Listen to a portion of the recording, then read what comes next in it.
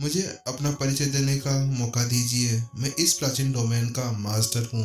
नितिन की आंखों के अंदर एक युद्ध की भावना देखते हुए उस आत्मा ने नितिन से मुस्कुराते हुए कहा। उसने आगे कहा, यह देखते हुए कि आप किस तरह से आसपास की पूरी जगह को आराम से जान सकते हैं और इतनी जल्दी इस जगह को खोज पाने में कामयाब हो गए हैं, इसको देखने के बाद में मैं बता सकता हूँ कि आप एक बहुत ही प्रतिभाशाली व्यक्ति है। और इसके साथ में इसमें कोई भी संदेह की बात नहीं है कि आप वास्तव में मेरी उस गुप्त कला को सीखने के योग्य हैं, क्योंकि उसने तो यहाँ पर केवल 3 दिन की समय सीमा दी थी, लेकिन उसको देखते हुए नितिन ने तो यहाँ पर आने में केवल 1 घंटे से भी कम समय लगाया था और ऐसी उपलब्धि उसकी सोच से भी परे थी। उस खंडित आत्मा ने अपना हाथों को पीछे रखते हुए नितिन से कहा, मैं यहाँ पर बहुत ही ज्यादा समय से रह रहा हूँ और अब मुझे यहाँ पर इतना समय हो जाने के बाद में मेरी ये आत्मा बहुत ज्यादा कमजोर हो गई है, इसीलिए मैं यहाँ पर और ज्यादा समय तक नहीं रह पाऊंगा। इसीलिए जल्दी करो और मुझे अपना टीचर बना लो ताकि मैं तुम्हें अपनी वह सीक्रेट टेक्निक सिखा सकूं। क्या आप मुझे अपने टीचर के रूप में स्वीकार करते हैं? क्या आपको अपना टीचर स्वीकार करूं? नितिन ने अपना मुंह फुला लिया। हाँ, वास्तव में अगर आपको मेरी ये सीक्रेट टेक्निक चाहिए तो फिर आपको पहले मेरा स्टूडेंट बनना होगा, उसके बाद में तो मैं अपनी ये सीक्रेट टेक्निक आपको दे पाऊंगा, क्योंकि एक टीचर ही तो अपने स्टूडेंट को विरासत के तौर पर उसकी सीक्रेट टेक्निक्स देता है।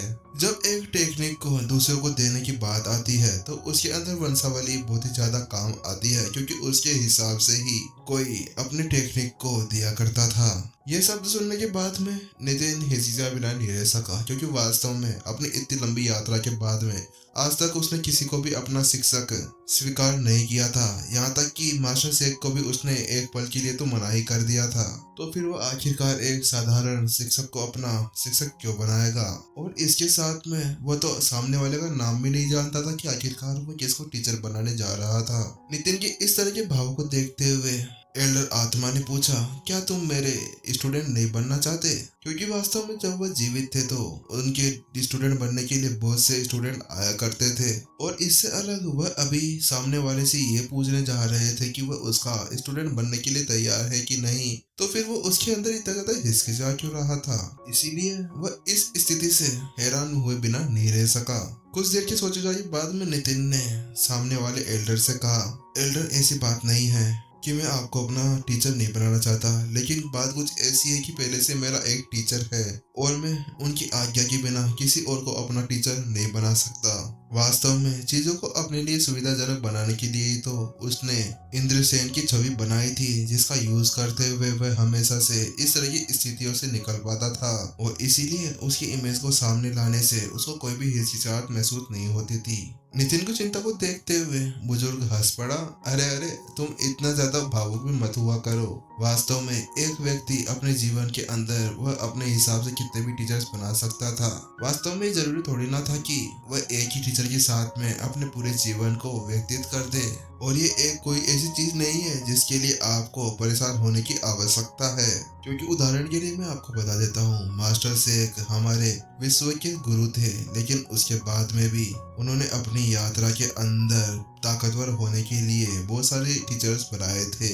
उसके साथ में ही तो वह इतने शक्तिशाली हो पाने में कामयाब हुए थे, क्योंकि उनके लिए भी ऐसा ही था, तो दूसरों के लिए भी ये रूल काम आता है। हाँ एल्डर, वैसे आपने सही कहा। वास्तव में मैं बिना फालतू ही इस बात से बहुत ज्यादा जुनूनी हो रहा था। नितिन ने अपना सिर हिला दिया और उसके बाद में उसने एक हल्की सी मुस्कान के साथ में अपने सामने वाले से पूछा, एल्डर ठीक है, मैं आपका स्टूडेंट बनने के लिए तो रेडी हूँ, लेकिन क्या आप मुझे एक बार अपनी वह सीक्रेट टेक्निक दिखा सकते हैं जो आप मुझे देने का इरादा कर रहे थे?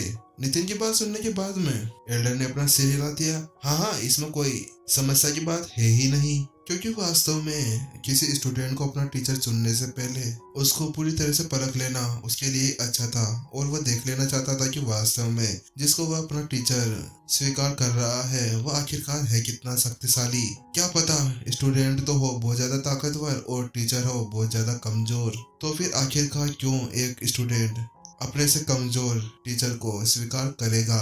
और इसके अलावा ये देखते हुए कि इतने साल बीत गए हैं और उसके बाद में उसने अपनी पहचान भी सामने वाले को नहीं बताई थी, तो उसके साथ में सामने वाले का ऐसा पूछना तो बनता ही था।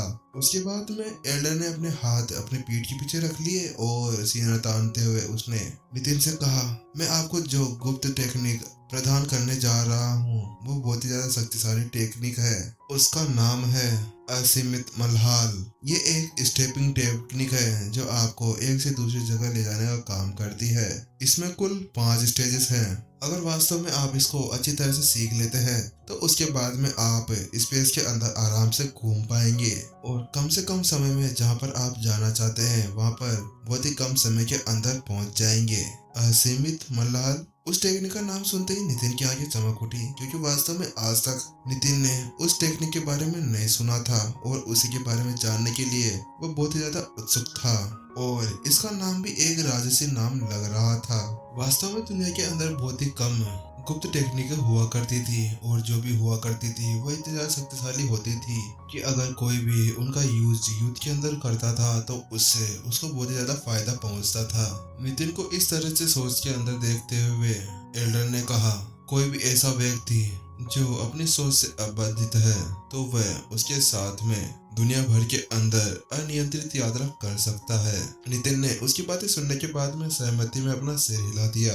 इतना सब कुछ कहने के बाद में एल्डर ने कहा, जब आपकी इच्छा हो और आप इसे देखने के लिए तैयार हो तो आप मुझे बता देना, क्योंकि वास्तव में एल्डर सामने वाले को देखकर बता सकते थे कि उसकी बातों से सामने वाला पहले से ही बहुत ज्यादा प्रश्न हो चुका था और वो दूसरी पार्टी का दिल जीत चुका था। और हल्की सी मुस्कान के साथ में और वह अपनी जगह से गायब हो गया और कई किलोमीटर दूर जाकर वह खड़ा हो गया। लेकिन जैसे ही नितिन ने उसको देखा उसकी आंखें फटी की फटी रह गई। वाकई में कितना ज्यादा तेज है ये।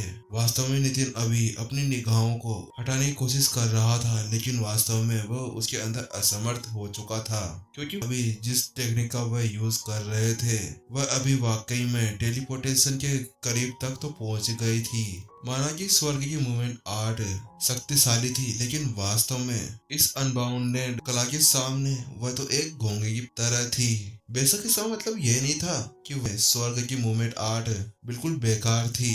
इसका कहने का मतलब यह था कि इन दोनों आर्ट्स के अंदर बहुत ही ज्यादा अंतर था। नितिन जबकि उसके बारे में सोच ही रहा था, एल्डर वापस से अपनी जगह पर आकर खड़ा हो जाता है। ये वास्तव में ऐसा था कि एल्डर कभी भी अपनी जगह से हिले ही नहीं थे। उसके बाद में एल्डर जल्दी से आगे बढ़ते हैं और वह नितिन से उत्सुक होते हुए कहते हैं, क्या आप अब इसे सीखने के लिए तैयार हैं? क्योंकि जब मास्टर शेख दुनिया के अंदर थे तो वह भी इस टेक्निक के बारे में प्रशंसा किए बिना नहीं रह सके और इसी को देखकर उसे ऐसा नहीं लगा था कि सामने वाला या कोई और व्यक्ति इसे सीखने से मना करेगा। वास्तव में मानना पड़ेगा कि आपकी ये टेक्निक बहुत ही ज्यादा शक्तिशाली है। लेकिन अपने शब्दों को बोलते हुए नितिन बीच में ही रुक जाता है, लेकिन कुछ देर की हिचकिचाहट के बाद में वह बोल ही देता है, इसके अंदर अभी कुछ गलतियां हैं। नितिन ने विवादित अभिव्यक्ति के साथ में जवाब दिया, क्या बकवास कर रहे हो तुम? इस टेक्निक के अंदर गलतियां? सामने वाले को अपनी टेक्निक के बारे में इस तरह से बोलते हुए देख एल्डर का गुस्सा भी भड़क उठा और वह अब नितिन के ऊपर चिल्लाने लगे। वहीं दूसरी तरफ नितिन ने एल्डर की गुस्से के ऊपर कोई भी ध्यान नहीं दिया और वह बोलना जारी रखता है, मैं आपको ये बता देना चाहता हूँ कि वास्तव में आप बहुत ही ज्यादा तेज थे, लेकिन आपको इस तरह से देखने के बाद में एक चीज का पता चला और उसके अंदर गलती निकाली। जब आप एक से दूसरी जगह पर जाने की तैयारी करते हैं तो उससे पहले आप अपनी एनर्जी का यूज करते हुए एक पतला सा धागा बनाते हैं, बिल्कुल एक कठपुतली की तरह, और वहां पर टेलीपोर्ट होने से पहले उस धागे को वहां पर लगा दिया जाता है, जिसके बाद में ही आप दूसरे क्षेत्र के अंदर जा पाते हैं और जिसके साथ में ये बिल्कुल एक टेलीपोर्टेशन की तरह ही लगता है। लेकिन इसमें गलतियां तो है, क्योंकि अगर आप लड़ाई के बीच में इसका यूज करते हैं और आपके सामने वाले दुश्मन ने इस गलती का पता लगा लिया तो वास्तव में ऐसा हो सकता है कि वह इस धागे को बीच में तोड़ देगा और उसके बाद में आपको बहुत ही ज्यादा हानि पहुंचेगी, क्योंकि उसके बाद में आप अपनी सही जगह पर नहीं पहुंच पाएंगे।